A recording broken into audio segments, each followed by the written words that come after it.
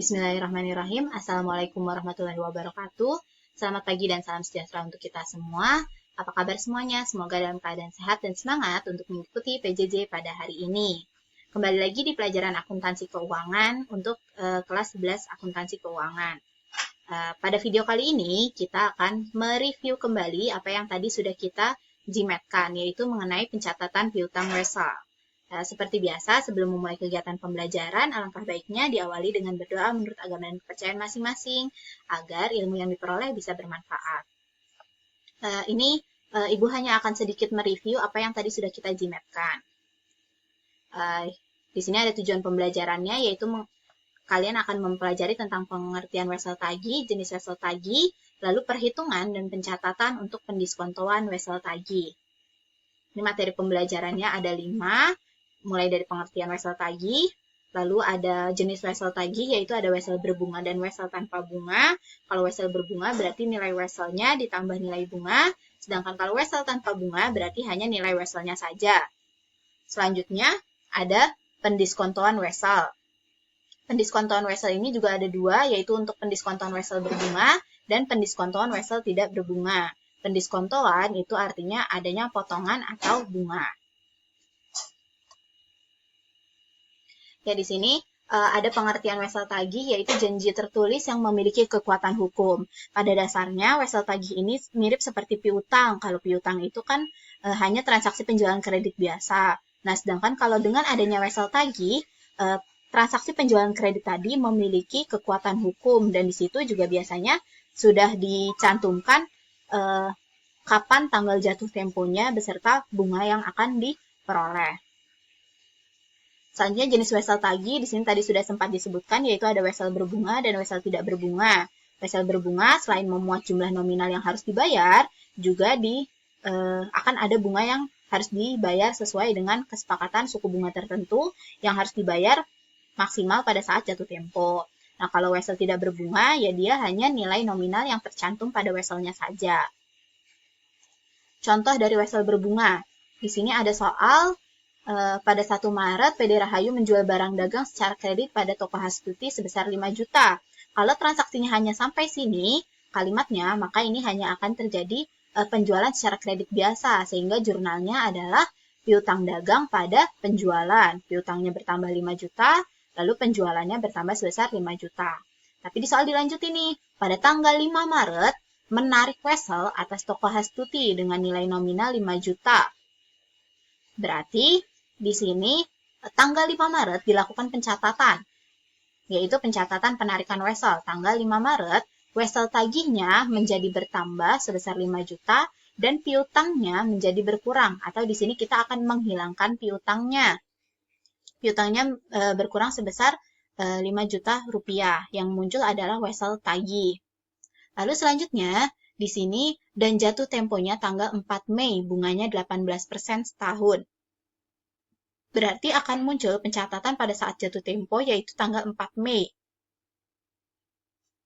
Pertama yang harus dilakukan adalah menghitung pendapatan bunganya. Cara menghitung bunganya adalah nominal dari weselnya, yaitu 5 juta rupiah, dikali persen dari bunganya, bunga weselnya yaitu 18% per tahun, dikali jangka jatuh temponya. Jatuh temponya 60 hari per 360 hari. Kenapa 360 hari? Karena bunganya setahun. Kalau bunganya sebulan berarti per 30. Karena di sini bunganya setahun jadi per 360. Pendapatan bunganya diperoleh sebesar Rp150.000. Nah, jumlah kas yang diterima adalah sebesar nilai nominal wesel ditambah pendapatan bunganya. Nilai nominalnya yaitu sebesar 5 juta ditambah dengan bunganya yaitu Rp150.000. Jadi kasnya sebesar Rp5.150.000 di debit karena kita menerima uang. Lalu pendapatan bunganya bertambah Rp150.000 dan wesel tagihnya menjadi berkurang sebesar 5 juta rupiah karena sudah dibayarkan. Ini adalah contoh dari wesel berbunga. Kalau wesel tidak berbunga bagaimana? Kalau wesel tanpa bunga, cara pencatatannya mirip seperti yang tadi, perbedaannya nanti hanya ketika jatuh tempo. Di sini tanggal 2 Januari menjual barang dagang sebesar 4 juta secara kredit. Berarti ketika penjualan, yaitu piutang dagang pada penjualan sebesar 4 juta. Tanggal 4 Januari menarik wesel. Berarti pada saat penarikan wesel, 4 Januari wesel tagih pada piutang dagang. Sampai di sini sama seperti wesel berbunga tadi. Bedanya di mana? Bedanya ketika jatuh tempo. Karena di sini tidak ada bunga, maka ketika jatuh tempo tanggal 5 Maret catatnya langsung aja nih. Kasnya sebesar 4 juta rupiah dan wesel tagihnya sebesar 4 juta rupiah. Ya, ini adalah contoh soal yang tadi sudah kalian kerjakan. Di sini menghitung penerimaan kas pada saat jatuh tempo di sini adalah wesel berbunga. Ya, caranya sama seperti yang tadi ya. Pencatatan pertama yaitu kalian mencatat ketika penjualan, lalu pada saat penarikan wesel, lalu pada saat jatuh tempo kalian hitung dulu nih berapa besarnya bunganya. Lalu kasnya adalah sebesar nilai nominal ditambah dengan bunga, dan wesel tagihnya menjadi berkurang sebesar nilai nominalnya.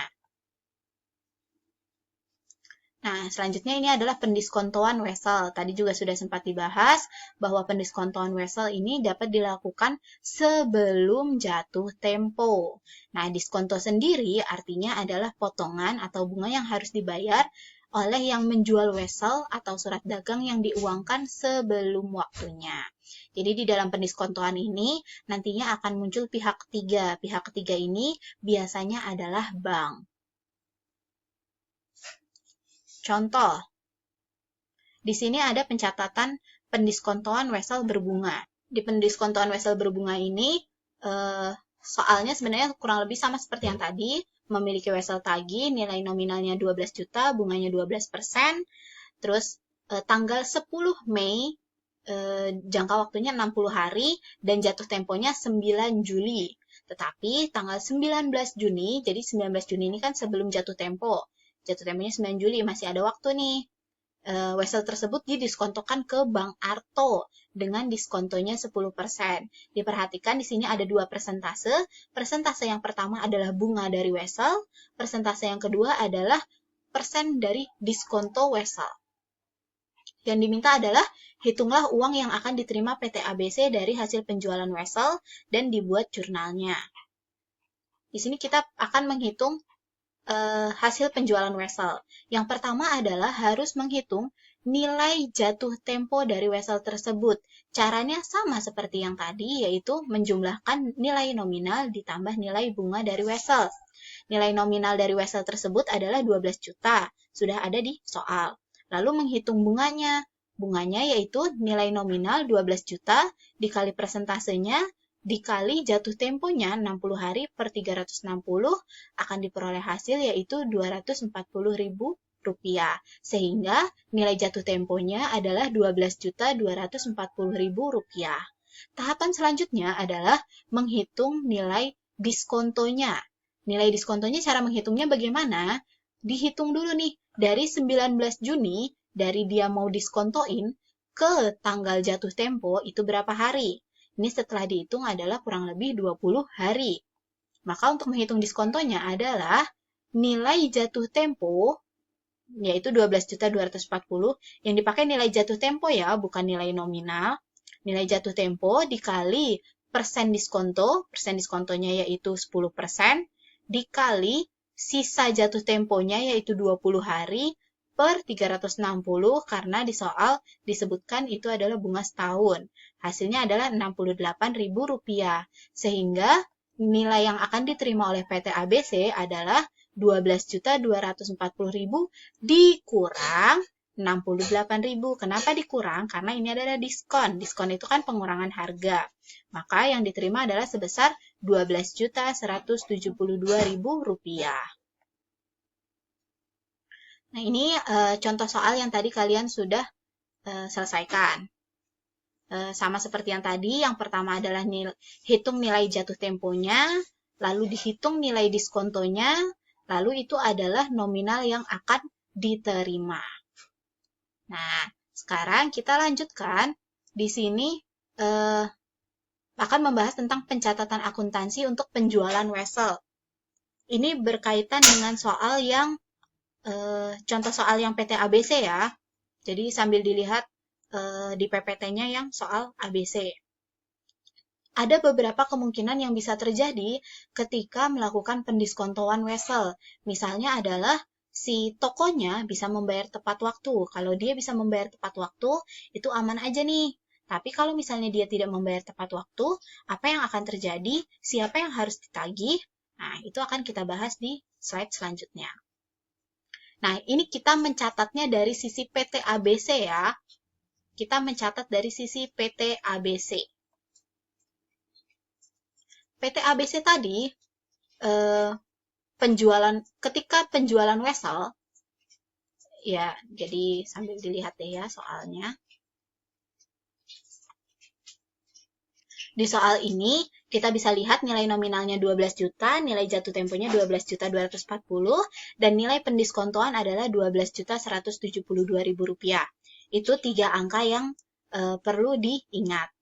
Nah, ketika terjadi pencatatan penjualan wesel, di sini kas bertambah sebesar 12.172.000 karena tadi kalian perhatikan di sini yang akan diterima PT ABC adalah sebesar 12.172.000. Jadi kasnya bertambah sebesar 12.172.000. Rinciannya dari mana? Yaitu dari wesel tagih sebesar 12 juta dan pendapatan bunganya sebesar 172.000 rupiah. Ini berdasarkan penghitungan yang tadi. Selanjutnya, ketika ada penjualan wesel bersyarat ini ketika ada kesepakatan lain antara PT ABC dengan si Bang Arto ya. Si Bang Arto sih yang akan membeli wesel tagih tersebut. Pencatatannya bedanya cuma di istilah akunnya, yaitu di sini menjadi wesel tagih yang didiskontokan, yaitu sebesar 12 juta rupiah. Angkanya tetap sama, kasnya pun yang diterima sama, dan bunganya juga sama. Di sini hanya istilah akunnya saja yang berbeda. Selanjutnya, nah, jika pada tanggal jatuh tempo debitur membayar utangnya kepada pembeli wesel, maka penjual wesel tidak memiliki kewajiban bersyarat lagi dan tidak memiliki piutang wesel pada pembeli wesel. Sehingga akan muncul jurnalnya adalah wesel tagih yang didiskontokan, ini nih, dia dihapuskan, yaitu menjadi wesel tagih yang didiskontokannya dihapuskan, lalu wesel tagihnya juga berkurang sebesar 12 juta rupiah karena sudah dibayarkan oleh si debitur. Si debitur ini adalah si pembeli barang dagang ya, bukan si pembeli wesel. Kalau pembeli weselnya adalah bank. Di sini si pembeli barang dagangnya. Jadi kalau misalnya pas jatuh tempo, si debitur atau si pembeli barang dagang bisa membayar, si pembeli tersebut membayar ke pihak bank. Dan kita sebagai PT ABC menghapuskan wesel tagih yang didiskontokan dan menghapuskan si wesel tagih karena sudah dibayar. Lalu, kadang, nah ini kasus berikutnya lagi. Kadang, debitur tidak dapat membayar utangnya pada saat jatuh tempo. Sehingga pembeli wesel atau si bank, dia bakal nagih ke siapa? Dia nagihnya adalah ke penjual wesel atau ke perusahaan kita, si PT ABC. Jadi, si bank pokoknya berurusannya sama kita, bukan sama si debitur atau si pembeli barang dagang. Nah, kalau misalnya ketika jatuh tempo dia nggak bisa bayar, maka yang perlu dibayarkan adalah sebesar nilai jatuh tempo ditambah beban protes jika ada. Misalnya, tanggal 9 Juli, PD Mawar tidak dapat membayar wesel tagih, sehingga Bang Arto menagih kepada PT ABC. Tadi nilai jatuh temponya adalah 12.240.000 rupiah. Yang ditagih ini nilai jatuh tempo ya, bukan nilai penjualan wesel. Nah, ini perlu dipahami lagi. Kenapa di sini nilai jatuh tempo? Ya karena si bank itu, kenapa dia beli wesel tersebut dengan diskonto supaya dia dapat untung. Nah, untungnya dari mana? Ya untungnya ya dari nilai jatuh tempo, bukan dari nilai penjualan diskonto. Nilai jatuh temponya 12.240, beban protesnya 60.000, sehingga jumlah tagihannya adalah 12.300.000 rupiah. Jadi si Bang Arto boleh nagih ke PT ABC sebesar 12.300.000 rupiah. Pencatatannya,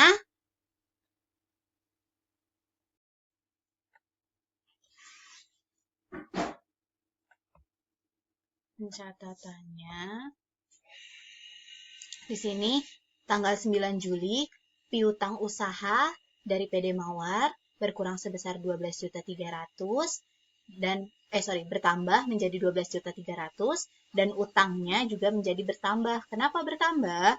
Karena pada tanggal jatuh tempo si PD Mawar kan belum bisa bayar sehingga kita jadi punya utang nih sama Bang Arto dan si PD Mawarnya jadi punya piutang ke kita. Lalu di sini wesel tagih yang didiskontokan jadi dihapuskan sebesar 12 juta dan wesel tagihnya juga dihapuskan sebesar 12 juta, yaitu sebesar nominal dari si wesel tagih yang awal. Selanjutnya,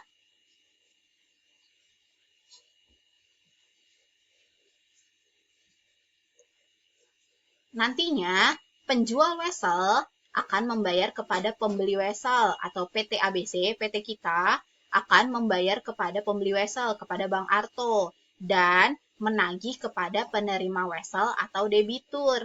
Kita nagihnya ke si pembeli. Misalnya, tanggal 11 Juli, PT ABC membayar kepada Bang Arto sebesar 12.300.000 tadi nih, sebesar nilai jatuh tempo ditambah beban protesnya, yaitu 12.300.000. Tanggal 21 Juli, PT ABC menerima pembayaran dari PD Mawar. Si PD Mawarnya baru bayar tanggal 21 Juli. Yaitu sebesar berapa? Sebesar nilai nominal ditambah bunga protes atau 12.300.000 ditambah lagi bunga 12% setahun. Nah, di sini bunganya dihitung dari 9 Juli atau tanggal jatuh tempo sampai 21 Juli atau ini adalah waktu keterlambatannya, yaitu di sini 12.300.000 adalah nilai yang tadi tuh, nilai keterlambatan dikali 12% bunganya dikali hari keterlambatannya yaitu 12 hari per 360. Di sini karena bunganya setahun. Jadi bunganya lagi yaitu 49.200.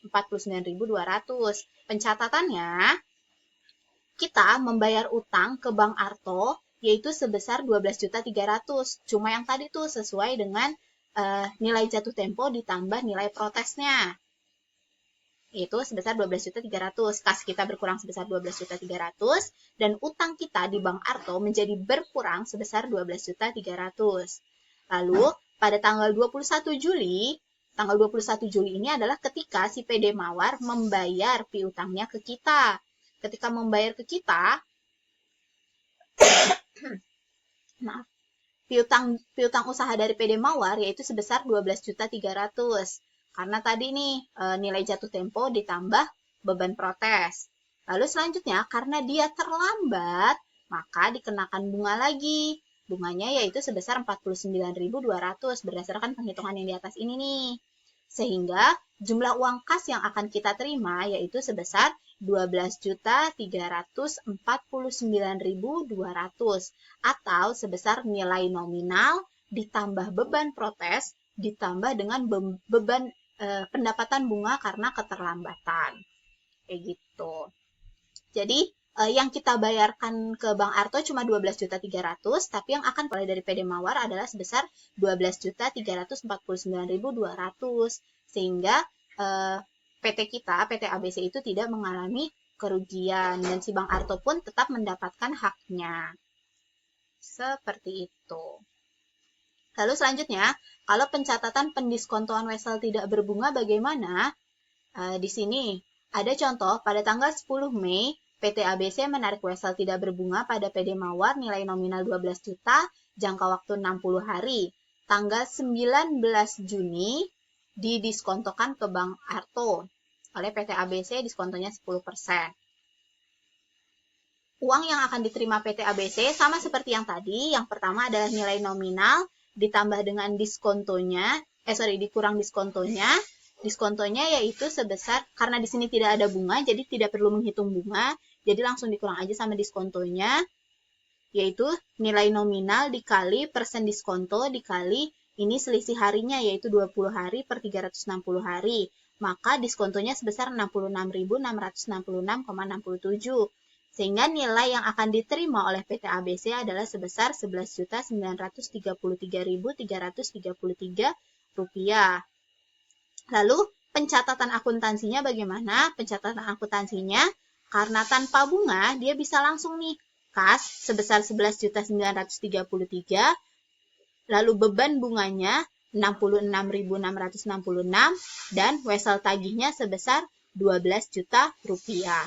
Jadi di sini wesel tagihnya adalah sejumlah dari wesel tagih yang tertera di wesel tagihnya. Oke, baik. Itu tadi materi kita untuk pagi hari ini. Semoga bisa dipahami. Kurang lebihnya mohon maaf. Terima kasih. Wassalamualaikum warahmatullahi wabarakatuh. Selamat mengerjakan latihan tugas.